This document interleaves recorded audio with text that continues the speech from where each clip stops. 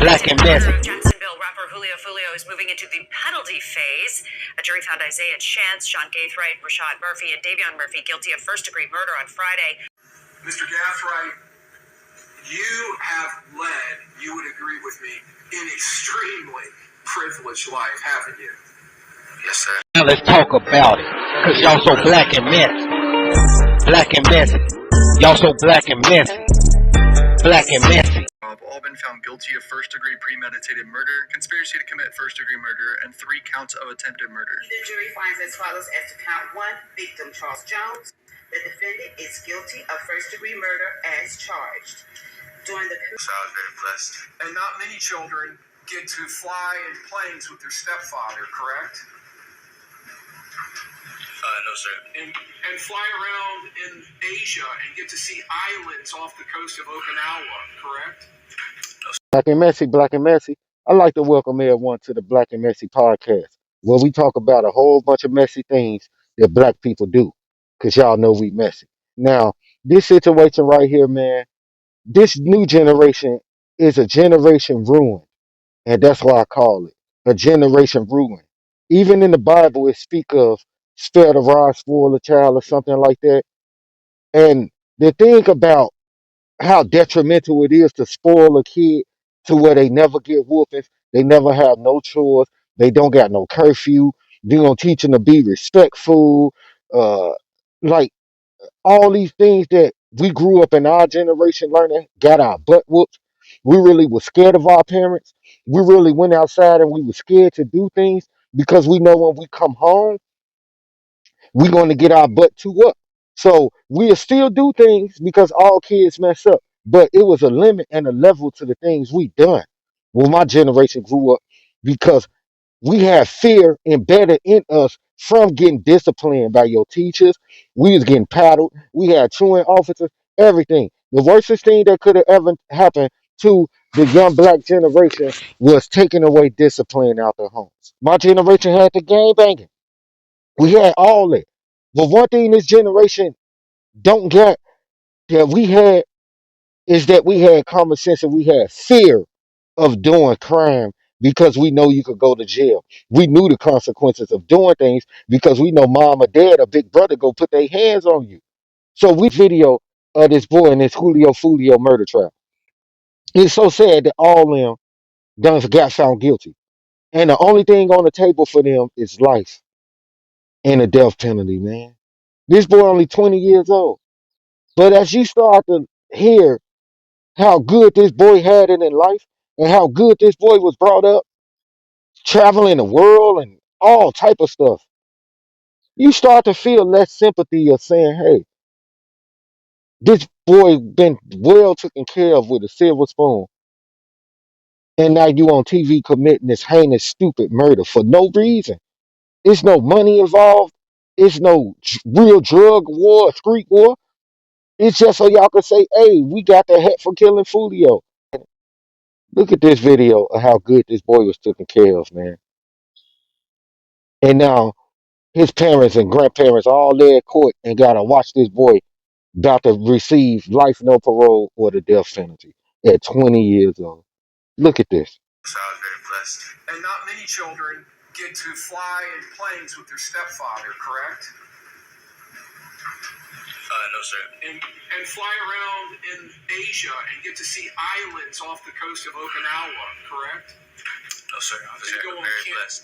You are very blessed, aren't you? Yes, sir. And not every kid gets to go to Scotland, right? No, sir. Or Ireland, No, sir. or Paris, No, sir. or London, No, sir. or Spain, No, sir. Cape Town, or Johannesburg, or both in South Africa. Cape Town. Cape Town, beautiful city, right? You got to go experience that when you were growing up, correct? I did. Because you had such loving people around you supporting you, correct? Yes, sir. Now, there's a certain thing called tough love. Now, if me and you grew up how I grew up, I had parents that was on drug addictions, every single thing like that, but they still managed to give us food and this and that. But at the end of the day, they installed fear in us. Kids need that fear to know that if I do this, if I touch this fire, I'm going to get burnt. These kids are so spoiled in this generation. They think that they could touch fire and be like, oh, that feels so great. That's how these kids in their brain think. Look, these kids been so spoiled that they think they can hop in the water and hold their breath for 2, 3, 4, 5, 6, 7 hours. That's why it's so much senseless killing going on. That's why it's so much careless actions going on right now. Is because this youth is so spoiled to where they don't really reap consequences. When a kid is growing up in the home, you supposed to install discipline. You supposed to install rules. You supposed to install chores, responsibilities. Like you gotta, if a kid ain't got no curfew and they could just do whatever they want as a young kid, ain't gotta clean, ain't gotta do nothing. How you think they work life go be? They ain't go value and keep no job. They ain't gonna be on time for anything. They ain't gonna take care of cars or certain things that they got because they never had no value growing up as a kid when you buy them one pair of shoes and they had the shoes 1 week, get a scratch on it. Them shoes, $300, they throw it in the closet. Never see them again. That's $300 gone. You could have used on something else.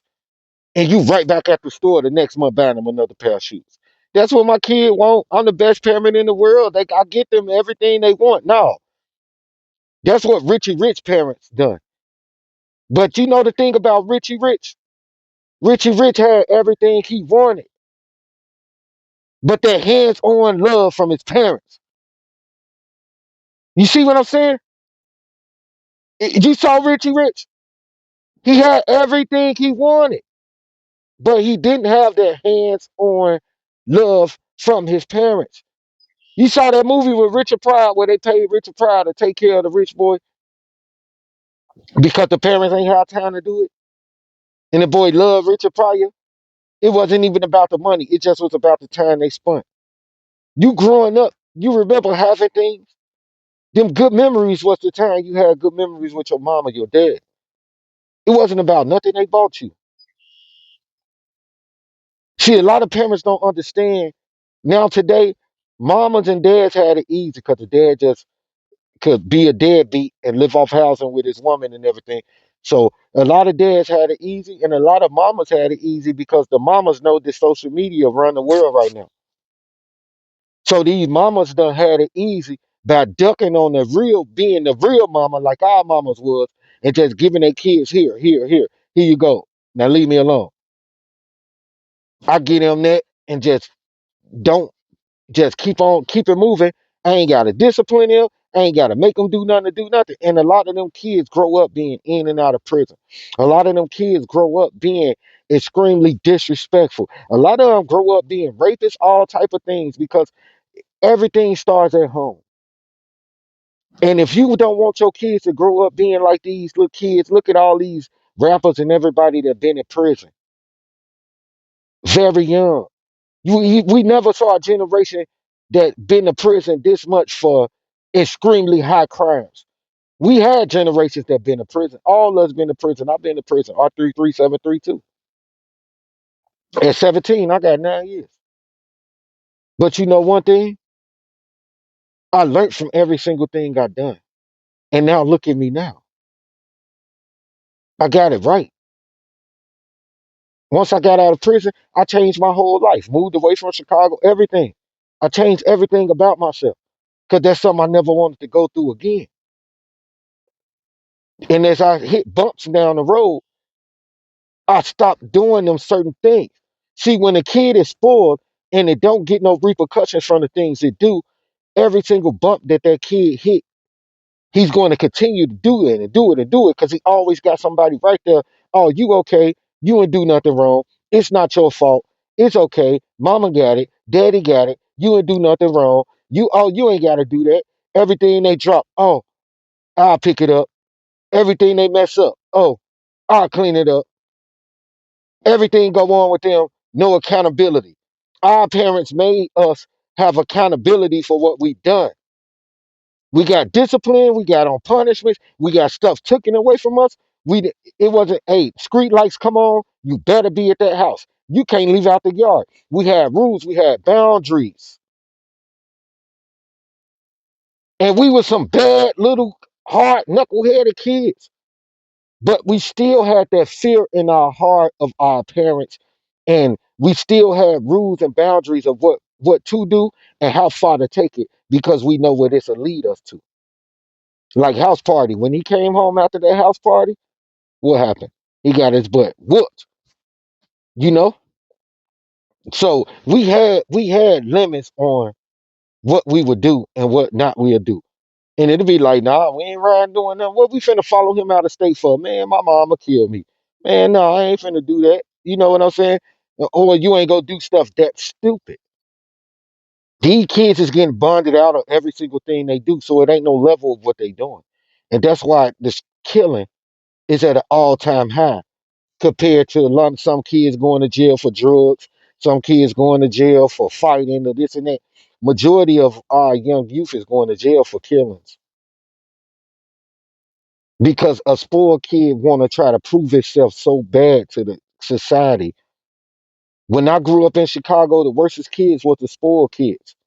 The kids that had the great mom and dads, they was the main one jumping front. Like, believe me, they was the main one jumping front and center. I do it. I do it. They was the first ones running up.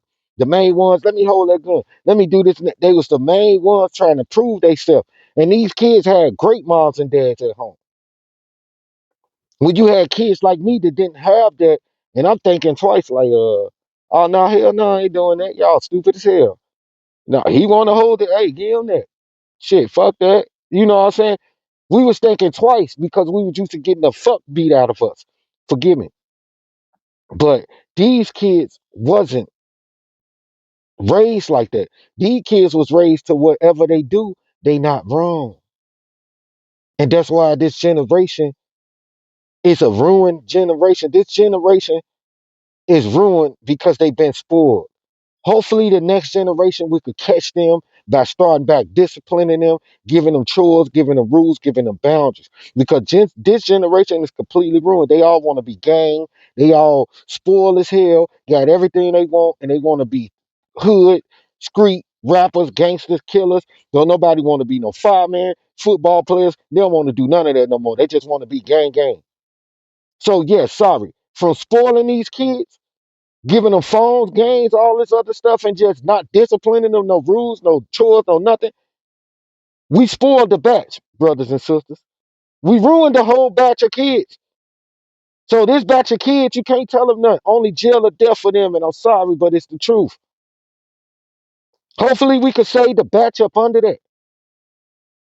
But it's a large amount of this generation. 80% of this generation is ruined from being spoiled and not caring about nothing they do because there's no consequences to it. I pray we get it together, brothers and sisters. Everything starts at home. And if you don't want your kids that you took amazing care of and just spoiled the life out of them to be in trial like these kids looking at murder or life looking at death penalty or life in prison, don't spare that rod. You better, if you got to put your hands on them, make them sit down, make them clean up. Make them come in early. Make them stop running with them bad crowds. Make them do what they got to do and make sure that your friends don't see you as a best friend and they fear you and see you as a parent. And that's the only way we could save this generation, bring it back discipline. Because right now, all this death that we done watched in life in prison from our young black youth is extremely black and messy. Now let's talk about it. Cause y'all so black and messy. Black and messy. Y'all so black and messy. Black and messy.